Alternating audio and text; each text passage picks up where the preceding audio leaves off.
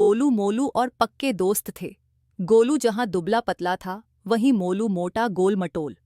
दोनों एक दूसरे पर जान देने का दम भरते थे, लेकिन उनकी जोड़ी देखकर लोगों की हंसी छूट जाती।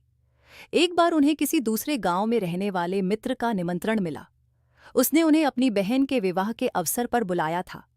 उनके मित्र का गांव कोई बहुत दूर तो नहीं था, लेकिन वहां तक पहुंचने के लिए जंगल से होकर गुजरना पड़ता था, और उस जंगल में जंगली जानवरों की भरमार थी। दोनों चल दिए। जब वे जंगल से होकर गुजर रहे थे, तो उन्हें सामने से एक भालू आता दिखा। उसे देखकर दोनों भय से थर-थर कांपने लगे।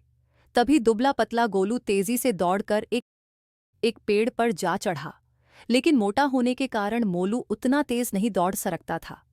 उधर भालू भी निकट आ चुका था। फिर भी मोलू ने साहस नहीं खोया। उसने सुन रखा था कि भालू मृत शरीर को नहीं खाते। वह तुरंत जमीन पर लेट गए और सांस रोक ली। ऐसा अभिनय किया कि मानो शरीर में प्राण है ही नहीं। भालू घुरघुराता हुआ मोलू के पास आया। उसके चेहरे व शरीर को सूंघा और उसे मृत समझकर आगे बढ़ गया। जब भालू काफी दूर निकल गया, तो गोलू पेड़ से उतरकर मोलू के निकट आया और बोला, मित्र, मैंने देखा था, भालू तुमसे कुछ कह रहा था। क्या कहा उसने? मोलू ने गुस्से में भरकर जवाब दिया, मुझे मित्र कहकर न बुलाओ। और ऐसा ही कुछ भालू ने भी मुझसे कहा। उसने कहा, गोलू पर विश्वास न करना, वह तुम्हारा मित्र नहीं है। सुनकर गोलू शर्मिंदा हो गया।